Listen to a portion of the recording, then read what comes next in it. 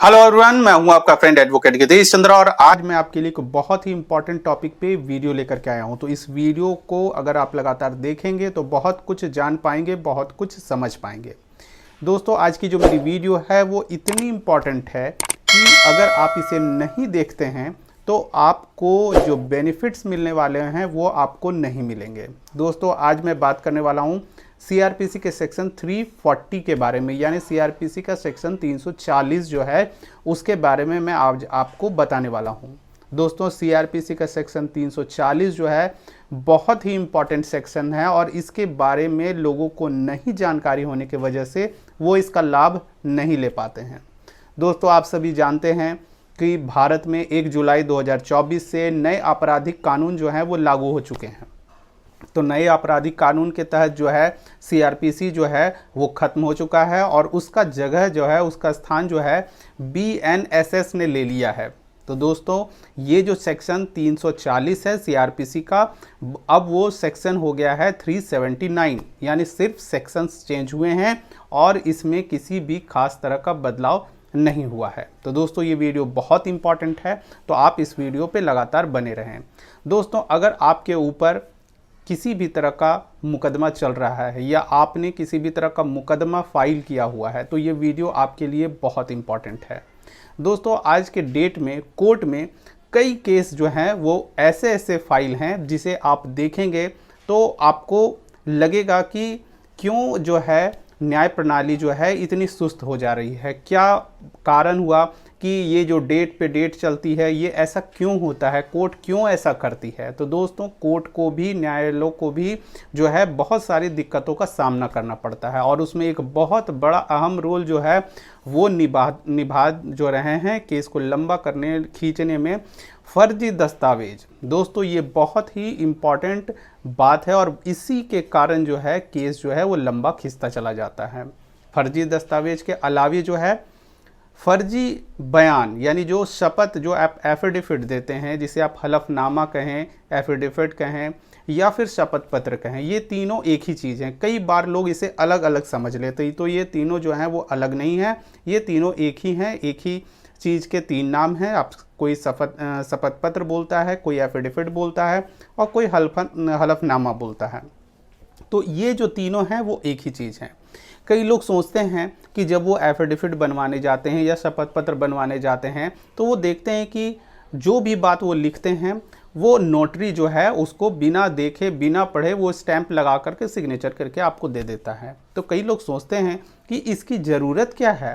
Court में भी जज साहब इसकी जांच नहीं करते हैं। जो लिखा हुआ है, किसी के बारे में कुछ भी लिख दिया जाए, कुछ भी लोग लिख के दे देते हैं और उसे एक्सेप्ट कर लिया जाता है। कई बार तो ऐसा होता है कि जो शपथ पत्र जिस नाम से बन रहा है, जिस व्यक्ति के नाम से बन रहा है, उसकी जगह कई लोग दूसरे व्यक्ति उस पर सिग्नेचर करते हैं उसके नाम से। यानी बच्चा जो है अपने पिता के नाम से, उदाहरण के तौर पे बच्चा जो है अपने पिता के नाम से एफिडेविट बनवा लेता है, या आपके नाम से कोई एफिडेविट बनवाना है तो कोई और जो है उस पर एक सिग्नेचर कर देता है दूसरे व्यक्ति के नाम से।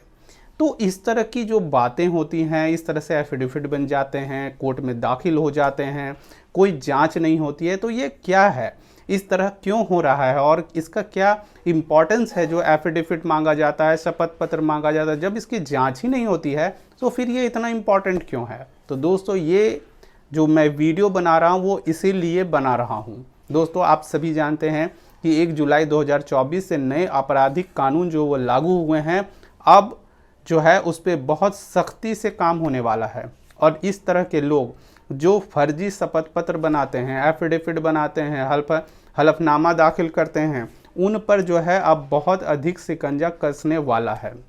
दोस्तों, कई महिलाएं जो हैं कई तरह की मुकदमे फाइल करते हैं, या मान लीजिए 498A का हुआ या और भी किसी भी तरह का मुकदमा वो फाइल करती हैं और कई बार शपथ पर बयान होते हैं। सिविल केसेस में भी होते हैं, यानी कि आपके जगह ज़मीन से जुड़े हुए मामले चल रहे हैं तो वहाँ पर भी शपथ पत्र पर बयान होते हैं और लोग शपथ पत्र बना करके देते हैं।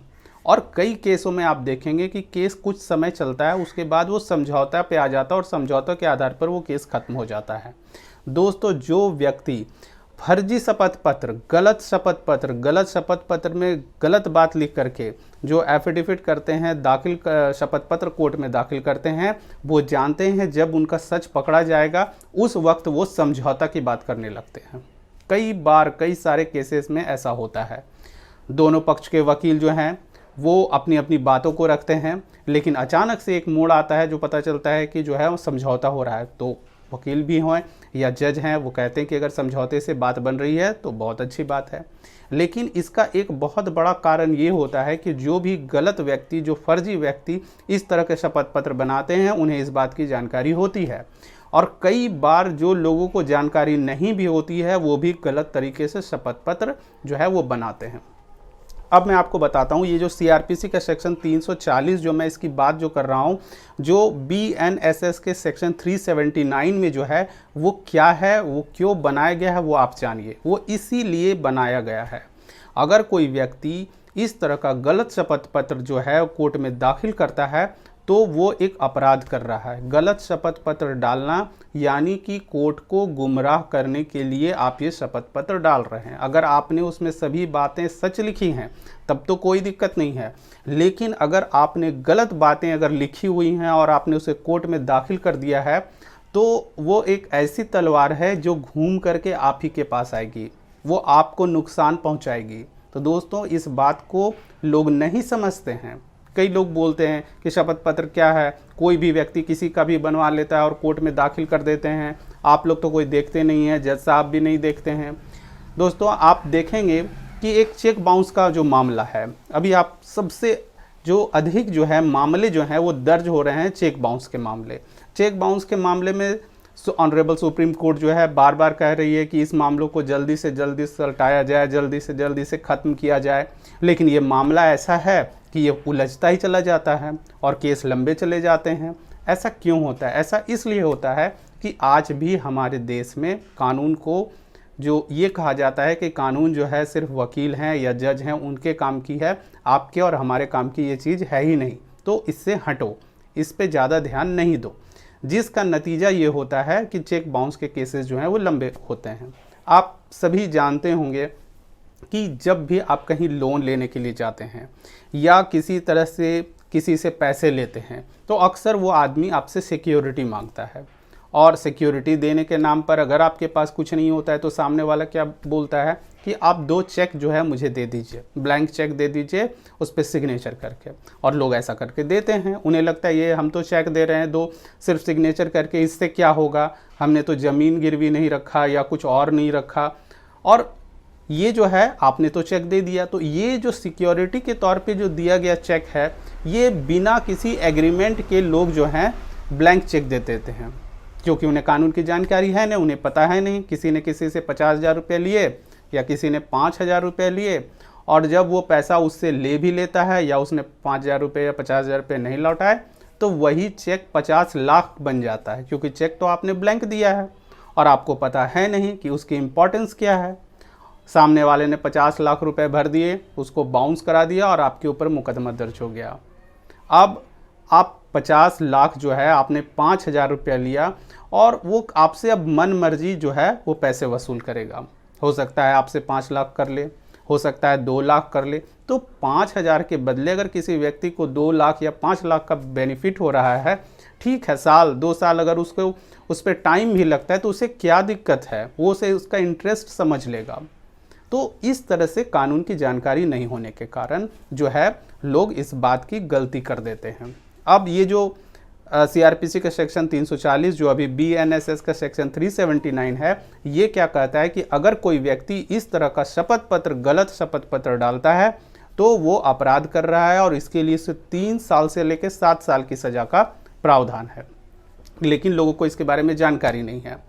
कई बार कई ऐसे केसेस हैं जो महिलाओं की तरफ से आते हैं, मेंटेनेंस के केस फाइल होते हैं, उसमें एक शब्द लिखा हुआ होता है कि महिला जो है उसे तकनीकीहीन है, उसे किसी भी तरह की नॉलेज नहीं है, वो कहीं जॉब नहीं करती है, वो कहीं पर भी उसका सोर्स ऑफ इनकम कुछ नहीं है। लेकिन महिला जो है कहीं जॉब कर रही है या कहीं बड़े बड़े इंस्टीट्यूट में वो पढ़ा रही है, उसकी इनकम अच्छी है, लेकिन वो वहाँ उसने जो पिटीशन जो डाला मेंटेनेंस का, उसमें उसने ये बातें लिखी अब पति जो है वो सिर्फ कोर्ट में बोल रहा है कि नहीं इनके पास बहुत पैसा है, इनके पास बहुत पैसा है, वो सिर्फ बोल रहा है। बोलने से यहाँ कुछ नहीं होता है। कोर्ट में आपके बोलने से कुछ भी फ़र्क नहीं पड़ता है। कोर्ट जो भी चाहती है उसे लिखित तौर पे उसका एविडेंस उस पर चाहिए। अगर आपको लग रहा है कि इस तरह का बात है, आपकी पत्नी जो है वो आप पे गलत इल्ज़ाम लगा दे रही है, आपने ऐसा कुछ नहीं किया है, तो ये सिर्फ कहना और इसके लिए सिर पीटना कि हमें फंसा दिया गया, हमारे साथ गलत हो गया, ऐसे बोलने से नहीं होगा। आपको एविडेंस जमा करने होंगे और एविडेंस जमा करने के बाद जिस आपकी पत्नी ने अगर किसी तरह का शपथ पत्र दाखिल किया है या मेंटेनेंस में ये बात कही है कि उसके पास सोर्स ऑफ इनकम उसकी ज़ीरो है और उसने कुछ भी जो है उसका इनकम नहीं है कि वो अपना जीवन जो है वो चला सके, तो इसके लिए उसे मेंटेनेंस चाहिए और आपके पास एविडेंस है, तो आप जो है BNSS के सेक्शन 379 के तहत जो है आप पिटीशन लगा सकते हैं। लेकिन कब? जब सामने वाला जो है कोर्ट में ये बात बोल दे तब। अगर आपके सिविल का मुकदमा चल रहा है या आपके ऊपर चेक बाउंस का मामला चल रहा है, जब शपथ पत्र पे बयान हो जाते हैं, वो ऑन रिकॉर्ड आ जाता है कि हाँ शपथ पे बयान हो चुका है। ऐसा नहीं कि अभी उसने सिर्फ फाइल किया और आपने उधर से एक जो है पिटीशन लगा दिया BNSS का 379 की ये व्यक्ति झूठ बोल रहा है, ऐसा नहीं। आप वेट करें और सामने वाला व्यक्ति जब उस पर वो अपनी शपथ पत्र बना करके उस पर अपनी गवाही देता है और उसके बाद जो है आपको ये सेक्शन जो है BNSS का सेक्शन 379 के तहत जो आपको पिटीशन लगाना चाहिए, जिससे ये बात क्लियर हो जाएगी कि आप सच बोल रहे हैं और सामने वाला व्यक्ति झूठ बोल रहा है। सेम काम आपको सिविल के मामले में भी करना है, क्योंकि सिविल के मामले में भी शपथ पर बयान होते हैं और शपथ पे बयान होने के बाद जो है आप अपने डॉक्यूमेंट्स को प्रेजेंट करेंगे। पहले उसे डॉक्यूमेंट्स प्रेजेंट करने दें। दोस्तों, कई बार मैंने देखा है कोर्ट में कई ऐसे व्यक्ति हैं जो सिविल के मुकदमे जो हैं वो बिना वजह के करते हैं, उनके पास कोई भी डॉक्यूमेंट नहीं होता है, लेकिन वो सिर्फ और सिर्फ इसलिए मुकदमा फाइल करते हैं कि सामने वाला जो है मुकदमे के डर से उसे कुछ ज़मीन दे दे या उससे हमें कुछ पैसे मिल जाएं या फिर उसे हम किसी तरह से परेशान कर सकें, इसलिए सामने वाला व्यक्ति जो है सिविल के केस फाइल कर देता है। मेरे कमेंट में एक व्यक्ति ने मुझे कहा कि हमारे पास ज़मीन के टोटल पेपर हैं, हमारी रसीद जो है वो ऑनलाइन कट रही है, हम टैक्स पे कर रहे हैं, हमारा सब कुछ ओके है, पर एक व्यक्ति ने हमारे खिलाफ़ मुकदमा फाइल कर दिया कि ये जो ज़मीन है वो हमारी है और जो है नक्शे में ये ज़मीन हमारी दिख रही है। तो दोस्तों, ऐसा वही लोग करते हैं जो कि फर्जी किस्म के होते हैं, तो उन्हें कोर्ट में जो है उनसे घबराएं नहीं, उनसे डरे नहीं, उन्हें कोर्ट में जो है दस्तावेज दाखिल करने को कहें, क्योंकि दोस्तों कोई भी मुकदमा बिना एविडेंस के नहीं चलता है। अगर आप कह रहे हैं कि सामने वाला चोर है तो आपको प्रूफ करना पड़ेगा कि सामने वाला चोर है, आपको बताना पड़ेगा। अगर आप इस बात को नहीं बता कर सकते हैं, जिसे हम बर्डन ऑफ प्रूफ कहते हैं कोर्ट में, तो वो आपको सबूत का भार आपके ऊपर है कि आप क्या कर रहे हैं। ऐसा नहीं कि वो बोल दिया और उसने कोर्ट में अगर केस फाइल कर दिया तो वो केस जीत जाएगा, ऐसा नहीं होता है। इसलिए कहा जाता है, कई बार लोग कहते हैं कि कोर्ट में जो है सही व्यक्ति हार जाते हैं। सही व्यक्ति इसलिए हार जाते हैं क्योंकि उनको कानून की जानकारी नहीं होती है, और जिसे जानकारी होती है वो जो है अपने आप को बचा लेता है, अपनी प्रॉपर्टी को बचा लेता है। और जो चेक बाउंस के जो मैं मामले कर रहा हूँ, इसमें कई सारे ऐसी बातें हैं जिसमें चेक किसी व्यक्ति ने सामने वाले के व्यक्ति को दिया भी नहीं है, किसी के थ्रू मिला। उदाहरण के तौर पे अगर ए ने बी को चेक दिया कि आप ये चेक रख लो और इसके बदले हमें कुछ पैसे दे दो, बी ने ए को चेक दे दिया, लेकिन बी ने उस चेक को किसी थर्ड पर्सन को दे दिया और थर्ड पर्सन ने उस चेक के आधार पे मुकदमा दायर कर दिया, तो केस किसके ऊपर बनेगा? सी और ए के बीच में, ना कि बी के बीच में, क्योंकि सी ये बताएगा कि ए ने हमें चेक दिया, ए को तो पता भी नहीं, ए ने तो बी को चेक दिया था। तो इस तरह से जो भी मुकदमे इस तरह के फाइल होते हैं, शपथ पर बयान होने दें, होने के बाद जो है आप BNSS के सेक्शन 379 का पिटीशन डालें और कोर्ट को बताएं कि ये जो है सिर्फ आपको गुमराह करने के लिए, केस को लंबा खींचने के लिए और हमें परेशान करने के लिए इस तरह का मुकदमा इन्होंने दायर किया है। तो दोस्तों, ये वीडियो बहुत इंपॉर्टेंट है।